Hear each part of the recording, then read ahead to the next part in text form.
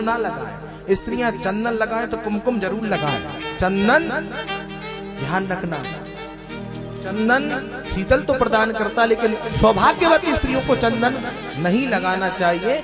चंदन के साथ कुमकुम लगाएं, खाली चंदन ना लगाएं। मंत्र बोले, देहि सौभाग्य आरोग्यम देहि में परमम सुखम रूपम।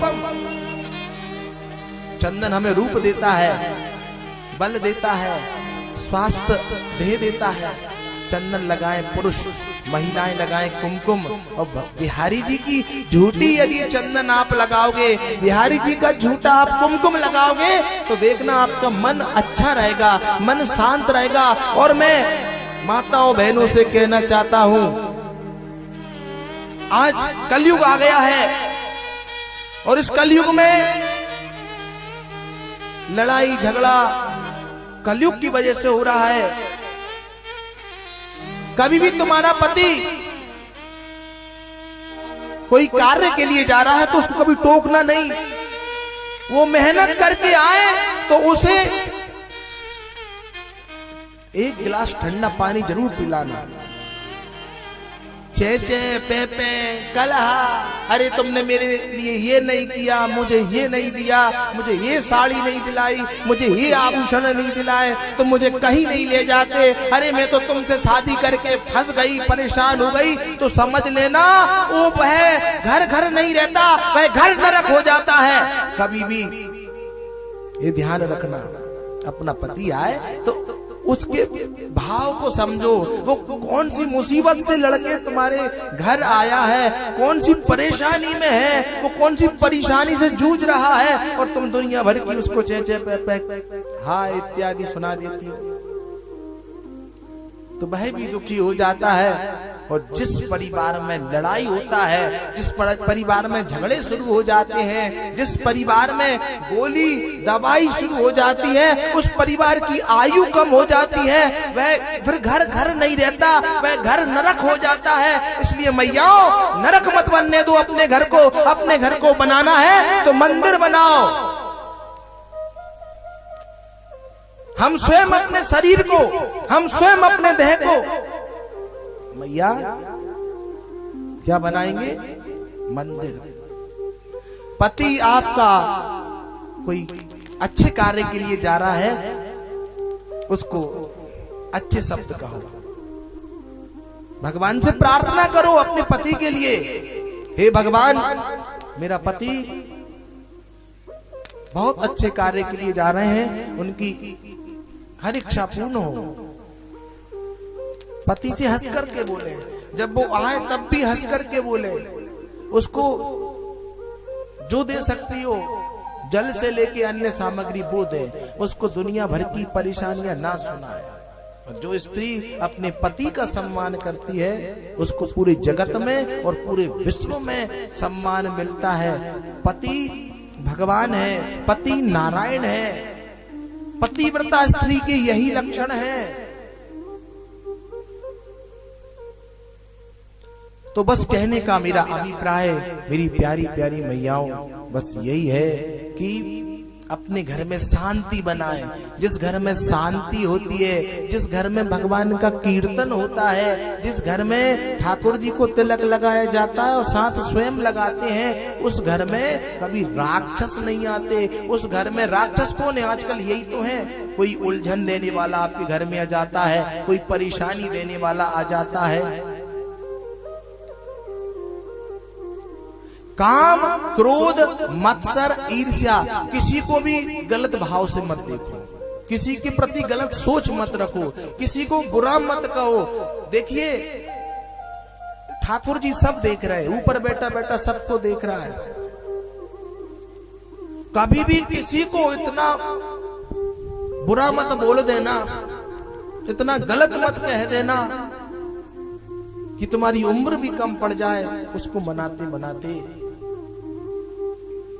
पति साक्षात भगवान होता है, मैंने आपको बताया।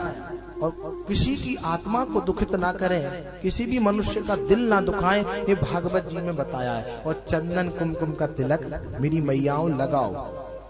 मैं जाता हूं, अभी मेरा प्रोग्राम बाहर था, माताएं बहनें तिलक नहीं लगवाती, गुरुजी छोटा सा लगा दीजिए, बिल्कुल छोटा सा सुई की नोक सा। अरे ये क्या संसार हो गया है, मंगलसूत्र नहीं पहनती है माताएं बहनें। बड़ा दुख होता है। ऐसे घर भी मैं जाता हूं, लेकिन क्या करूं, समझाता हूं। अरे वो गुरुजी सब मजाक उड़ाते हैं, हमको काम वाली बाई समझने लगते हैं। और किसी दिन भगवान ने तुम्हारा मजाक उड़ा दिया, फिर शादी का मतलब ही क्या रहा। ये तो भगवान के आभूषण है, जैसे ब्राह्मण का आभूषण है जनेऊ पहनना, चोटी रखना, कंठी रखना, चंदन लगाना, कुमकुम लगाना, तब वो ब्राह्मण कहलाता है। ये भगवान ने आभूषण दिए। यदि ब्राह्मण इतने आभूषणों को धारण करता है, उसे कोई कभी हरा नहीं सकता। ब्राह्मणों की सोने की झोली है। ब्राह्मण को बड़ा बनने में ज्यादा टाइम नहीं लगता, लेकिन वो अपनी नीति से चले। ऐसे ही आप सभी को आभूषण दिए। 14 संस्कार बताए गए हमारे, 16 संस्कार बताए गए हमारे शास्त्रों में, लेकिन हम 2 संस्कार करते हैं। एक करते हैं जन्मजात संस्कार, और आखिरी जो संस्कार है अंतिम संस्कार। बाकी संस्कार कहां गए किसी को कुछ पता नहीं है, क्योंकि गुरुजी के पास बैठते ही नहीं है, समय ही नहीं है। और जिसके पास गुरुजी के लिए समय नहीं होता, अपने माता पिता के लिए समय नहीं होता, वो तो बिल्कुल नरकगामी है, पक्का है, ये समझ लेना। 2 संस्कार कौन कौन से मेरी मैया बताएं? पहला जन्मजात और आखिरी 16वां अंतिम संस्कार। अरे जब तुम शादी करते वो भी संस्कार में गिना जाता है, जब तुम बच्चे पैदा करते हो तब भी वह संस्कार में गिना जाता है। फिर बच्चे को 6 महीने बाद क्या खिलाया जाता है, विद्या अध्ययन के लिए भेजते हैं, तब हर प्रकार के संस्कार बताए गए शास्त्रों में। उन संस्कार को गुरुजियों से पूछ करके, मुहूर्त देख करके प्रवेश करना चाहिए। लेकिन नए संस्कार शुरू हो गए। अब गर्भवती स्त्री है, सुन लो मैया, प्रेम से बोल दो, राधे हमें नेटवर्क मिल जाए आपकी कि सुन रही हो, है? ऐसा ना हो कि गुरुजी सुनाए जा रहे हो और आप सही जा रही हो। सहना नहीं, सुनना। प्रेम से बोलो जय श्री राधे। तो कितने संस्कार? 16। लेकिन हमने नई कहानी शुरू कर दी है। ठीक है, क्या गर्भवती स्त्री को क्या सुनना चाहिए? आप ही बताओ। भजन सुनना चाहिए, कीर्तन सुनना चाहिए, कि थिएटर में जाना चाहिए, है कि गाने गाना चाहिए? भजन सुनना चाहिए ना, भजन करना चाहिए। तो गर्भवती स्त्री को भागवत के अनुसार मैं बता रहा हूं, भजन सुने, कथाएं सुने। जो सुनेगी वो उपजेगा। तो हमको सासू माँ की उम्र की बेटी हो, सब समझ रहे हो? मैयाएं बेटी है, सब बहुएं कम है, बेटियां भी कम है। पुरुष तो बेचारे क्या करें, जैसे तैसे अपनी इज्जत बचाए बैठे हैं। ठीक है, अच्छी बात है। तो गर्भवती स्त्री को भजन सुनना चाहिए, कीर्तन सुनना चाहिए, भगवान का भजन करवाना चाहिए। लेकिन बच्ची अर्थात बहू जब कुछ नहीं खाती तो मैया क्या कहती है, बेटी क्या खाएगी, क्या मंगवा दूं, क्या इच्छा है? अच्छा जलेबी मंगवा दूं, जलेबी खाएगी, समोसा खाएगी। प्रसाद नहीं पूछ रही है, जलेबी खाएगी, समोसा खाएगी। ये होता है कि नहीं है? जिनके घर में होता है वो मुंडी भी हिला रहा है। तो जलेबी खाएगी और समोसा खाएगी, प्रसाद नहीं खाएगी। अरे जब जो जलेबी गर्भवती स्त्री जलेबी खा रही है प्रसाद की जगह पे, वो कितनी जगह से टेढ़ी है, तो क्या खाक संतान तुम्हारी सीधी होगी? मुझे ये बताओ। वो भी टेढ़ी होगी। अरे गुरुजी बच्चा सुनता नहीं है, गुरुजी बच्चा बहुत परेशान करता है, इसमें तो बुद्धि नहीं है, एक्स्ट्रा क्लास। अरे गुरुजी हमारा बच्चा एक्स्ट्रा क्लास कर रहा है, हमारी बच्ची ऐसे बताते हैं जैसे वो कोई प्रमाण पत्र हासिल कर रहा हो। बड़ी हंसी आती है सुन करके। गुरुजी आज हमारा बच्चा एक्स्ट्रा क्लास गया है, आप शाम को आना और मिलना, जैसे प्रमाण पत्र हमें लगता है। बताओ, अरे सीधी सीधी चीज खिलाओ गर्भ में, जब आपकी सीताराम प्रसाद खिलाओ, भजन करो। जिसके घर में बहुएं हैं आप मेरे कहे अनुसार उनको भजन कीर्तन में लाओ, भजन कीर्तन करवाओ। एक गर्भवती स्त्री शादी पार्टी में पहुंच गई और गुरुजी हम कथा में नहीं आ पा रहे, हम अभी गर्भ से हैं, परेशानी है, डॉक्टर ने मना किया है। तो भगवान से इतना डर लग रहा है तुमको, शादी पार्टी में तुम कुछ दिन पहले गुरुजी को दिखी और कथा में आने से इतना संकोच, तो कैसे संतान ठीक होगी तुम्हारी? वो भी पूर्णता तुमसे पूरा ब्याज सहित ले लेगी। भजन ही उद्धार का कारक है। ये चमड़ी भी काली पड़ जाती है, ये शरीर की पूरी देहावली भी अधूरी हो जाती है। आज तुम चिकने दिख रहे हो, कल नहीं दिखोगे। ये तो एक माया है हरि की, है?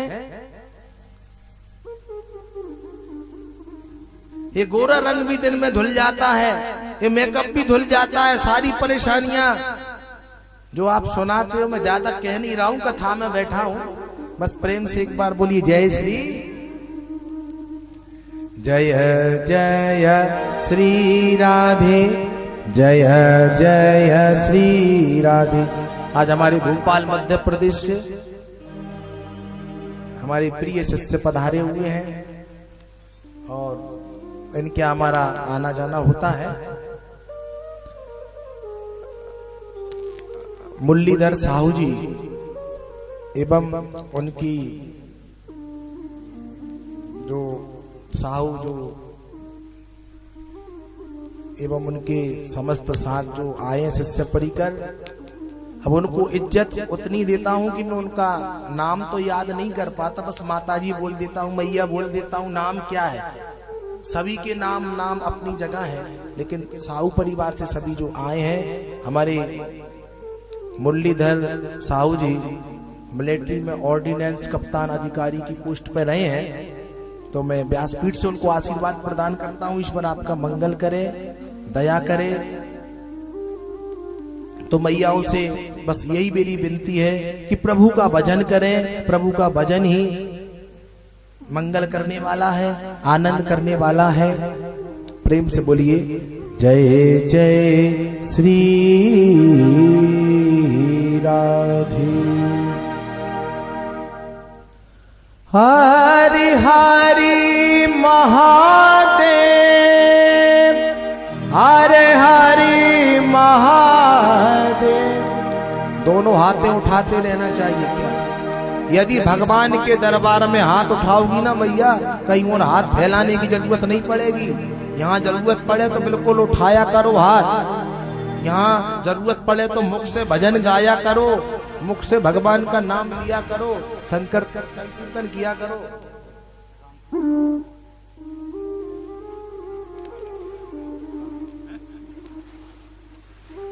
तो प्यारी प्यारी मैयाओं, अभी बहुत सुंदर दिव्य झांकी का आप दर्शन लाभ प्राप्त करेंगे।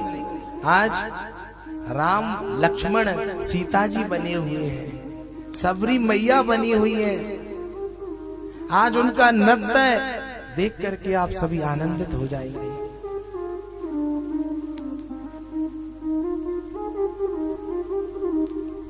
तो बहुत सुंदर लीला में पुनः प्रवेश करते हैं।